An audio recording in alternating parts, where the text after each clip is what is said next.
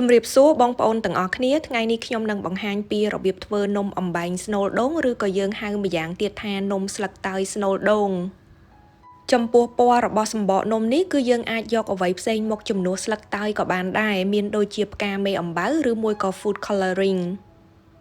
អញ្ចឹងមុននឹងយើងចាប់ផ្ដើមធ្វើនំនេះសូមបងប្អូនទាំងអស់គ្នាជួយ like និង share វីដេអូនេះឲ្យបានច្រើនផងហើយកុំភ្លេច subscribe នៅក្នុង YouTube Channel របស់ខ្ញុំដើម្បីទទួលបាននៅវីដេអូផ្សេងៗទៀត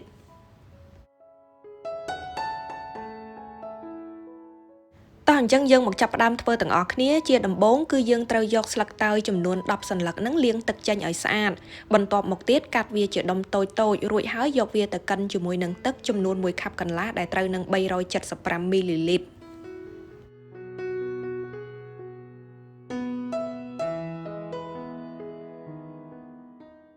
កិនស្លឹកតើយជាមួយនឹងទឹកនឹងបានម៉ត់ល្អហើយគឺយើងត្រូវច្រោះវាបែបនេះដោយមិនឲ្យនៅសល់កាកទេ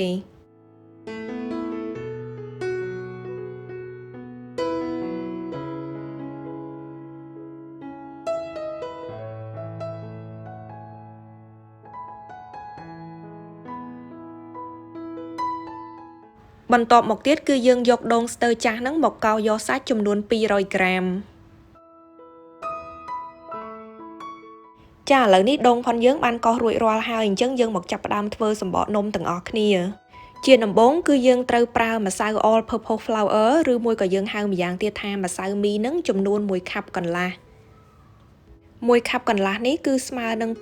225ក្រាមអំបិល1ស្លាបព្រាកាហ្វេរួចហើយគឺយើងត្រូវកូរម្សៅជាមួយនឹងអំបិលនឹងឲ្យវាចូលគ្នាបន្តិចសិន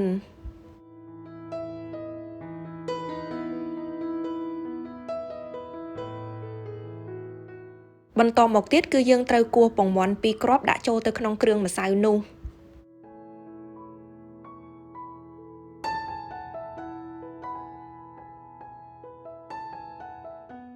រួចហើយគឺយើងត្រូវចាក់ទឹកតើយដែលយើងបានត្រៀមរួចនោះចូលទៅចំនួន375មីលីលីត្រស្មើនឹង1ខាប់កន្លះ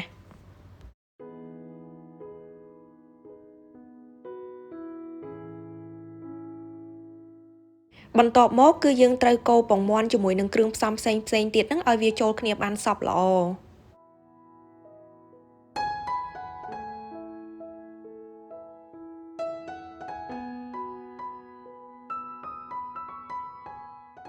នៅពេលដែលម្សៅជាមួយនឹងទឹកតើយចូលគ្នាបានសព្វល្អហើយជាចុងក្រោយគឺយើងប្រើខ្ទិះដូងចំនួន1ខាប់ស្មើនឹង255មីលីលីត្រនឹងចាក់ចូលទៅរួចហើយកូរវាឲ្យវាចូលគ្នាបានល្អម្ដងទៀត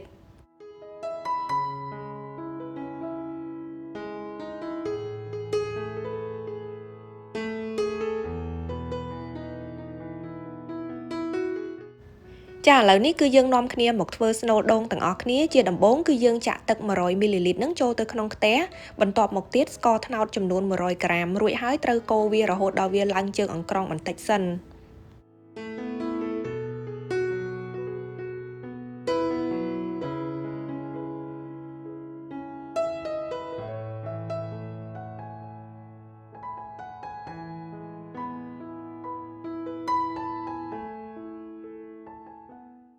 រួចហើយគឺយើងត្រូវចាក់សាច់ដូងដែលយើងបានត្រៀមរួចចំនួន200ក្រាមហ្នឹងចូលទៅ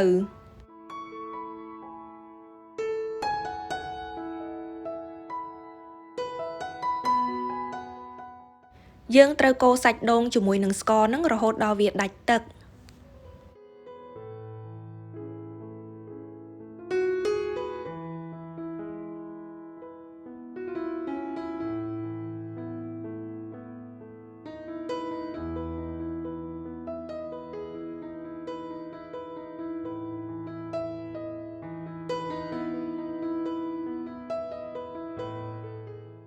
ចាស្នូលដូងរបស់យើងគឺធ្វើបានរួចរាល់ហើយអញ្ចឹងយើងអាចទុកវាមួយឡែកសិន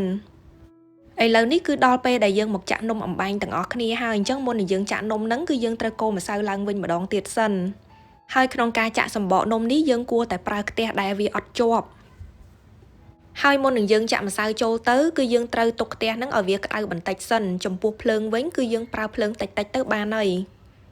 នៅពេលដែលបងប្អូនដាក់ម្សៅចូលទៅហើយគឺបងប្អូនត្រូវក្រឡេកខ្ទះបែបនេះដើម្បីឲ្យសាច់ម្សៅនំរបស់យើងនឹងស្មើគ្នាបានល្អ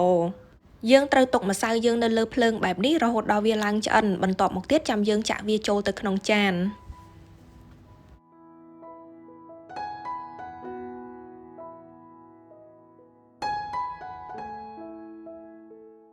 លក្ខណៈសម្គាល់ដើម្បីឲ្យដឹងថានំផុនយើងឆ្អិនហើយឬនៅហ្នឹងគឺយើងគ្រាន់តែឆ្កឹះជាយវាសងខាងគឺវាអាចរបូតចេញពីខ្ទះបានតែម្ដងបន្ទាប់មកទៀតគឺយើងចាប់ស្នូលដូងដែលយើងបានធ្វើរួចហ្នឹងដាក់ចូលទៅបងប្អូនទាំងអស់គ្នាត្រូវពង្រាយសាច់ដូងហ្នឹងឲ្យវាស្មើគ្នាបើមិនអញ្ចឹងទេនៅពេលដែលយើងបត់នំរួចហ្នឹងវាធ្វើឲ្យនំយើងវៀចចំពោះវិធីបត់នំបងប្អូនអាចធ្វើដូចខ្ញុំក៏បានឬមួយក៏បងប្អូនមានវិធីណាងាយផ្សេងទៀតក៏អាចធ្វើបានដូចគ្នា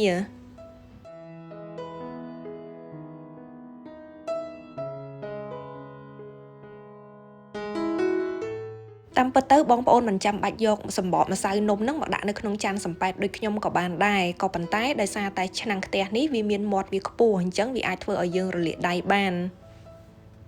ដូច្នេះបងប្អូនទាំងអស់គ្នាត្រូវបន្តចាក់នំរហូតដល់អស់ម្សៅជាមួយនឹងសាច់ដូងទៅកន្លែងនេះខ្ញុំនឹងបង្ហាញពីរបៀបចាក់សម្បកនំជាមួយនឹងការដាក់ស្នូលដូងហើយនឹងការវេចខ្ចប់ឲ្យបានច្រើនបន្តិចដើម្បីងាយស្រួលបងប្អូនអាចធ្វើតាមបាន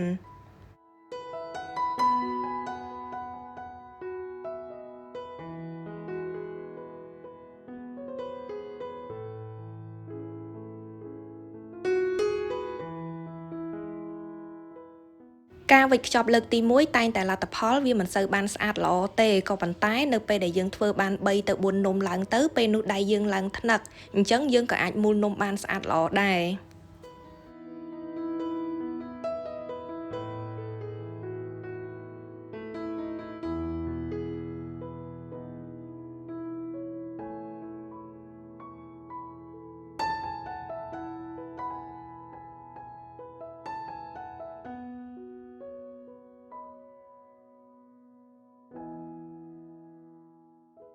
ចាឥឡូវនេះនំស្លឹកតើយស្នូលដូងរបស់យើងឬក៏នំអំបែងស្នូលដូងរបស់យើងបានរួចរាល់ហើយអញ្ចឹងយើងនាំគ្នាមកមើលទាំងអស់គ្នាថាតើខាងក្នុងយ៉ាងម៉េចវិញ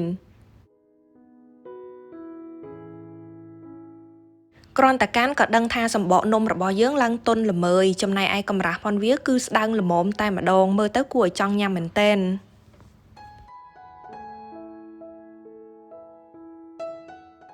ចាវិធីក្នុងការធ្វើនំនេះគឺមានតែប៉ុណ្្នឹងឯងអញ្ចឹងក៏សូមអរគុណចំពោះការមើលវីដេអូមួយនេះហើយចាំជួបគ្នានៅក្នុងវីដេអូបន្តទៀតជម្រាបលា